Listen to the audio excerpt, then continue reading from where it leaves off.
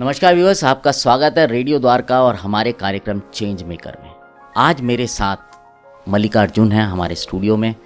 मल्लिकार्जुन जी बहुत ही अच्छा काम कर रहे हैं। इनकी एक एनजीओ है आइडिया, जिसके कि ये फाउंडर हैं, और ये एनजीओ दिव्यांगजनों को स्वरोजगार की ओर ले जाती है और उनको रोजगार दिलवाती है।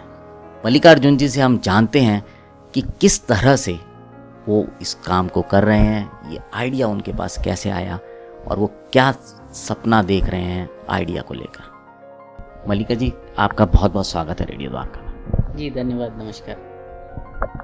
मल्लिकार्जुन जी, आपसे जानना चाहूँगा, अभी तो आपकी उम्र खुद भी बहुत कम है, आपको सोशल वर्क करने का कैसे आइडिया आया? मुझे लगता है कि ये भाव आपको अंदर से आती है। जब समाज में बदलाव लानी है तो खुद को लगनी होगी। मे बी जो मेरा जर्नी आंध्र प्रदेश से दिल्ली तक जेएनयू में एमफिल पीएचडी करने के लिए मैं जो आया, उस समय वहाँ का जो चैलेंजेस थी और जो समाज मैंने देखा 90s 2000 में, कि कोई भी एनजीओ सेक्टर हो उसमें युवा, और वो भी प्रतिभावान युवा जो समाज के लिए कुछ करना है, इस तरह बहुत कम लोग जाते थे। तो हम लोगों का संकल्प ये था कि अगर सामाजिक परिवर्तन होनी है तो वो युवाओं के माध्यम से ही संभव हो सकती है। तो युवा शक्ति को इकट्ठा किया जाए, उस भावना के साथ एक संगठन की गठन की थी। तो मुझे लगता है कि संकल्प से सिद्धि की जो बात चलती है, संकल्प तो लेना ही होगा और सामाजिक परिवर्तन खुद से होगी शुरू, उसके बाद समाज उसमें जुड़ेगा। इसी तरीके का मेरा भी यात्रा रहा है। आपने बोला जब आप जेएनयू में थे आपने पढ़ाई खत्म की।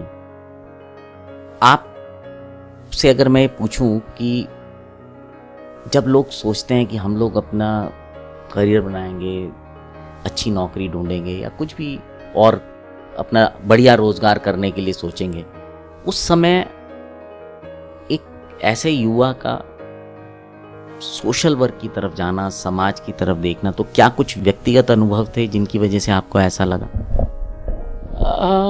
व्यक्तिगत तो अनुभव भी हो सकती है, लेकिन मुझे लगता है हर किसी को यहाँ आना ही है। दो ही तरह के लोग हैं। कुछ लोग शुरुआत में इसको समझ लेते हैं और आते हैं, कुछ लोग पैसा कमाने के बाद, सब स्थिर होने के बाद फिर समाज की तरफ आते हैं। इतना ही फर्क है। लेकिन हम लोगों को लग रहा था कि इसके लिए समय वेस्ट नहीं करना चाहिए। जब अगर इस देश में बहुत सारे ऐसे लोग सामाजिक चेतना के रूप में बहुत सारे संगठन खड़ा किए, तो उससे प्रेरणा हम लोगों ने लिया। अगर ये कर सकते हैं तो हम लोग क्यों नहीं कर सकते? हमारा जो विद्वत्ता या जो भी पढ़ाई, जैसे जेएनयू में हम होते तो सरकार की तरफ से हमारा रिसर्च के ऊपर बहुत सारा इन्वेस्टमेंट होती थी, तो उसका रिटर्न समाज को ही जाना चाहिए। ऐसा सोचने वाला भी एक युवा वर्ग है। और अभी अब मैं देखता हूँ कि फिर युवाओं में ये चेतना आई है कि मच बियॉन्ड जॉब्स और बिजनेसेस, सोशल चेंज एजेंट्स बन के भी बहुत सारा सोशल एंटरप्रेन्योर जर्नी हो सकती है। तो बहुत बड़ा बदलाव है और ये पॉजिटिविटी की तरफ ले जाने वाली बदलाव है। आइडिया का आइडिया जो था वो कैसे आपके दिमाग में आया? तो आइडिया सॉल्यूशंस ढूंढते हुए आई हमारे सामने। जैसे मैंने कहा, दो तरह के लोग होते हैं, इसी तरीके से दो तरह की व्यवस्थाएं होती है। एक प्रॉब्लम होती है, एक सॉल्यूशन होती है। हम किस तरफ रहना चाहते हैं? तो जितने भी दिव्यांगजन इस देश में है और जिस तरीके से व्यवस्थित है, और सरकार भी, बाकी लोग भी, बहुत सारे संगठन बहुत अच्छे काम कर रहे हैं, लेकिन उनको स्वावलंबन की तरफ ले जाना और उनको अपने आर्थिक रूप से जब तक हम विकल्प नहीं दिखाएंगे, जब तक रोजगार लेने वाले से रोजगार देने वाले की ये जो जर्नी है, अगर वो तय करनी है, एक ऐसा एसोसिएशन की हमें लगी की ज़रूरत। इसको एक सेक्टर की तरह बात करनी चाहिए। स्किल डेवलपमेंट में, लाइवलीहुड में काम करते हुए मैं खुद भी एक सोशल एंटरप्रेन्योर हूँ। 3-4 सोशल एंटरप्राइजेस हम लोगों ने सक्सेसफुली रन कर रहे हैं। तो उस अनुभव के साथ बहुत सारे ऐसे दिव्यांगजन जो सक्सेसफुली उद्यमी है, लेकिन इन सब लोगों के लिए कोई एक ऐसा प्लेटफॉर्म नहीं थी जहाँ पे इसकी चर्चा हो। सिमिलरली बहुत सारे ऐसे कॉरपोरेट जो दिव्यांगजन को अपने एम्प्लॉयमेंट में लेना चाहते हैं, लेकिन लेने से पहले किस तरीके की उनका तैयारी होनी चाहिए, उसके बाद कॉरपोरेट में ज्वाइन करने के बाद किस तरह का व्यवस्थाएं होना चाहिए, उसको लेके एक गैप थी। एक स्टडी करने के बाद अब बड़े स्तर पे इसको एक पायलट रूप में निकालनी है। तो जैसे CII फिकी एक इंडस्ट्रियल एसोसिएशन है, इसी तरीके से दिव्यांगजन एंटरप्रेन्योर्स के लिए भारत में आइडिया एक एग्रीगेटर प्लेटफॉर्म के नाते आगे आई है। लेकिन लगभग 2 साल का एक रिसर्च इसके पीछे रहा कि इसको किस तरीके से गठन करना चाहिए, इसका कार्यक्रम क्या होना चाहिए, इसका इम्पैक्ट किस तरीके से क्रिएट करना चाहिए, इसमें आइडिया बहुत क्लियर है। आपने जैसे बताया कि एक प्लेटफॉर्म क्रिएट किया दिव्यांगजन जो लोग, अब उसमें दोनों तरह के लोग हैं, जो अपना बिजनेस करना चाहते हैं और दूसरे वो जो कहीं जॉब के लिए जाना चाहते हैं। तो अगर मैं ये कहूँ कि आइडिया के पास दोनों तरह के लोग आते हैं, तो किस तरह से, क्या आप उनको कुछ ट्रेनिंग देते हैं, किस तरह से उनका स्किल डेवलपमेंट करते हैं, या किस तरह से और उनको सपोर्ट करते हैं? जी, तो जो लोग जॉब्स में जाना चाहते हैं, आइडिया ने एक प्लेसमेंट सेल सेटअप किया है। इस प्लेसमेंट सेल का काम होगा कि जो भी स्किल ट्रेनिंग लेने के बाद कॉर्पोरेट जॉब्स के जाना चाहते हैं, कॉर्पोरेट्स के अंदर इंटरफेस करके हम उनके लिए जॉब अपॉर्चुनिटीज़ लेके आते हैं। दिव्य कौशल नाम से हम ऑनलाइन ऑफलाइन एक रोजगार मेला हम लोग करते हैं। सिमिलरली एक हैंड होल्डिंग प्रोसेस वहाँ पे होती है, कॉर्पोरेट्स के बीच में बैठना और उनको कन्विंस करना कि एबिलिटीज़ के बेसिस में किस तरीके से दिव्यांगजन को एंगेज कर सकते हैं। सिमिलरली दिव्यांगजन के बीच में जो भी कैपेसिटी बिल्डिंग गैप्स है उसको समझ के कॉर्पोरेट के अनुसार, जैसे अभी फ्यूचर ऑफ जॉब्स की बात चल रही है, उसमें बहुत सारे दिव्यांगजन उसमें आ सकते हैं। सिमिलरली कोविड के दौरान वर्क फ्रॉम होम एक नीति बन गई है। अब वर्क फ्रॉम होम जैसे ही नीति बन गई तो बहुत बड़ा अपॉर्चुनिटी दिव्यांगजन के लिए लेके आता है। तो किस तरीके से हम कॉर्पोरेट्स का उन अपॉर्चुनिटीज़ को लेके आए, वो प्लेसमेंट सेल में देखते हैं। और आइडिया का यूनिकनेस, ये मैं कहूँगा इवन एशिया में भी एक ऐसा पहला इनिशिएटिव होगा कि हम एक दिव्यांगजन इंक्यूबेशन सेंटर की गठन किया है, DAC हम लोग कहते हैं। कोई भी उद्यमी या कोई भी दिव्यांगजन जिनके मन में एक भाव है कि मेरे पास कोई आइडिया है, मैं एक छोटा सा लघु उद्यम लगा सकता हूँ या स्वरोजगार लगा सकता हूँ या आने वाले समय में लगा सकता हूँ, वो सब लोग दिव्यांगजन इंक्यूबेशन सेंटर के साथ जुड़ सकते हैं। एक बहुत ही प्रशिक्षित प्रोफेशनल तरीके से इनका ट्रेनिंग हम लोग करते हैं। 7 दिन का एक एंटरप्रेन्योरशिप डेवलपमेंट प्रोग्राम होती है। उसमें जो आइडियाज़ पिक होते हैं उनको हम सीड ग्रांट देके इंक्यूबेशन सेंटर में लेके जाते हैं। उस इंक्यूबेशन सेंटर में बहुत सारे मेंटर्स जो खुद उद्यमी होते हैं, उनके साथ उनका संपर्क होती है। मार्केटिंग कैसे करनी है, ब्रांड डेवलपमेंट कैसे करनी है, फाइनेंशियल लिंकेजेस कैसे करनी है, ये सब चीज़ों का एक संपूर्ण तरीके से एक कैप्सूल्स हमारे पास है। 5 से 6 महीने तक दिव्यांगजन आइडिया के इस प्रकल्प के साथ जुड़े रहते हैं और उनका जो भी ड्रीम है या आइडिया है उसको धरातल पे उतारे और वो एक सस्टेनेबल इनकम जनरेशन एक्टिविटी की तरफ ले जाए, वहाँ तक आइडिया उनको हैंड होल्ड करती है। आपने जैसे बताया कि पूरा किस तरह से उनको सिखाते हैं, बताते हैं। आज की तारीख में अगर मैं आपसे जानना चाहूँ कि जो कॉर्पोरेट वर्ल्ड है या गवर्नमेंट जो सेक्टर है, वहाँ पर कितना स्कोप है दिव्यांग लोगों के लिए, वो लोग खुद कितने उत्साहित रहते हैं उनको अपने साथ काम पे लेने के लिए? उत्साह बड़ी है, अवेयरनेस भी बड़ी है। जैसे कॉर्पोरेट वर्ल्ड के अंदर डाइवर्सिटी एंड इंक्लूजन एक बहुत बड़ी विषय बन के आई है और बहुत सारे कॉर्पोरेट्स चाहते भी है इंक्लूजन एक इंटीग्रल पार्ट हो। इसका कारण केवल इतना नहीं है कि CSR एजेंडा पे करना है। Study after study now it is shows that एक दिव्यांगजन को एम्प्लॉय के नाते इन्वॉल्व करना एक प्रॉफिट का महामंत्र बन के निकल के आ रही है। बहुत सारे ऐसे समस्याएं जो बाकी लोगों को एम्प्लॉय करने पे कॉर्पोरेट्स के सामने आती है, उन सब का समाधान दिव्यांगजन दे रहे।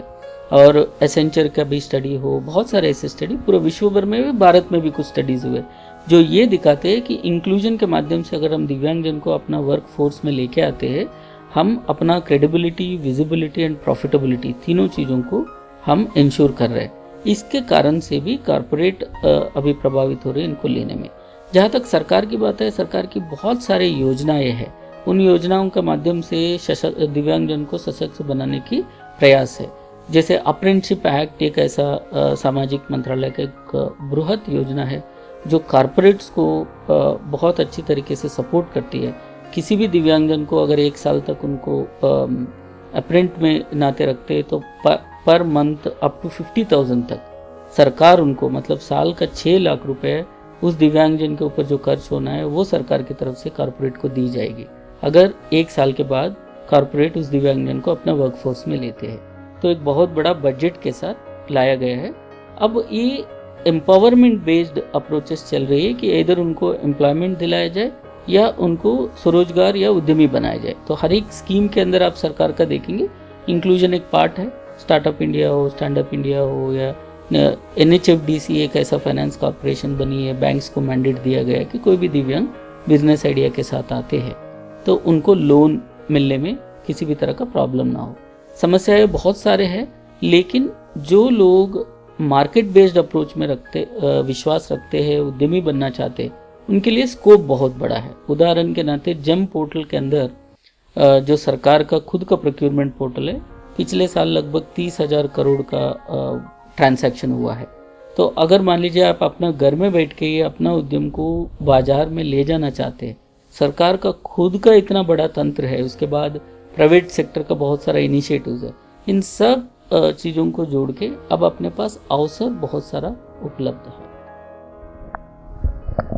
बहुत अच्छा आपने बताया मलिक जी। आप मतलब ये बहुत सारी चीज़ें ऐसी हैं जो लोगों को पता होनी ज़रूरी है, क्योंकि जितना अवेयर होंगे उतना ही आगे बढ़ पाएंगे। आपसे एक चीज़ आखिरी में लेना चाहूँगा कि अगर मैं पूछूं, आइडिया हर ऑर्गेनाइजेशन, किसी भी सपने के पीछे भी एक सोच होती है, क्योंकि आप इसके फाउंडर हैं। आप कहाँ देख रहे हैं आइडिया को आने वाले समय में, और क्या आपके प्लान्स हैं दिव्यांगजनों के? बहुत अच्छा, जो हमें प्रेरणा देती है, हम लोग मानते भी है कि भारत दोबारा विश्व गुरु बनने वाली है। APJ अब्दुल कलाम जी ने कहा था 2020 से जर्नी रिवर्स होगी, रिवर्स होता हुआ हम देख रहे हैं। और बहुत ज़्यादा दूर नहीं है, मे बी 5 साल 10 साल के अंदर दोबारा भारत विश्व गुरु जब बनेगी तो आइडिया ये देखना चाहेगा कि इसको विश्व गुरु बनाने में जिनका योगदान है, उसका अग्रिम पंक्ति में बैठने वाले भी कोई दिव्यांगजन भी होना चाहिए, उनका योगदान भी होना चाहिए। देने वाले से लेने वाले दिव्यांगजन बने, समाज का माइंडसेट बदले और असेट की तरह देखना शुरू करे, तो ये एक हमारा मिशन पूरा होगी। आइडिया का मिशन ये है कि 5 साल में 5,000 दिव्यांगजन एंटरप्रेन्योर्स का एक बड़ा नेटवर्क खड़ा करना, और ये दिव्यांगजन अब नॉर्मल लोगों को रोजगार देने की स्थिति में आ जाए और अलग अलग बिजनेसेस एक्टिविटीज़ के नाते हर जगह पे दिव्यांगजन दिखे। तो ये जो इंक्लूजन की स्टोरी होगी, इनका सक्सेसेस जो होंगे वो ट्रू रिप्रेजेंटेशन ऑफ इंडिया होगा। तो inclusive capital of the world बनाना, तो भारत की जो भी ग्रोथ स्टोरी होगी उसमें दिव्यांगजन की एक भूमिका क्रिएट करना, एक इंडस्ट्री की तरह एक इसको डेवलप करना, और इन सब एंटरप्रेन्योर्स की जो कहानी है वो कहानी लाखों लोगों तक प्रेरणा दे और बिजनेस के माध्यम से वो सक्षम बने और देश को भी स्वावलंबी बनाए। ये आइडिया का एक मिशन है, इसमें हम सब लोग जुटे। बहुत बहुत धन्यवाद मल्लिकार्जुन जी, आपने बहुत ही अच्छी बात बोली। और सबसे बड़ी बात जो उन्होंने बोली, अगर आपने सुना होगा कि स्वरोजगार के ज़रिए दिव्यांगजनों का नॉर्मल लोगों को रोज़गार दिलाना, ये एक बहुत बड़ी बात है। और उम्मीद करता हूँ मल्लिकार्जुन जी जिस तरह से काम कर रहे हैं, उनकी NGO जिस तरह से काम कर रही है और आइडिया जिस तरह से आगे बढ़ रहा है, आने वाले समय में जो बदलाव होगा वो हम सब देखेंगे और ये बहुत अच्छा और बेहतर बदलाव होगा। आपका एक बार फिर धन्यवाद देता हूँ मल्लिकार्जुन जी, आप आए स्टूडियो में, टाइम निकाला, बहुत बहुत धन्यवाद। सो व्यूअर्स, आपको ये कार्यक्रम अच्छा लगे तो इसको शेयर ज़रूर कीजिएगा, क्योंकि ये बात जितने लोगों तक पहुँचे उतना अच्छा है। अब मैं आपसे विदा लेता हूँ, सुनते रहें रेडियो द्वारका।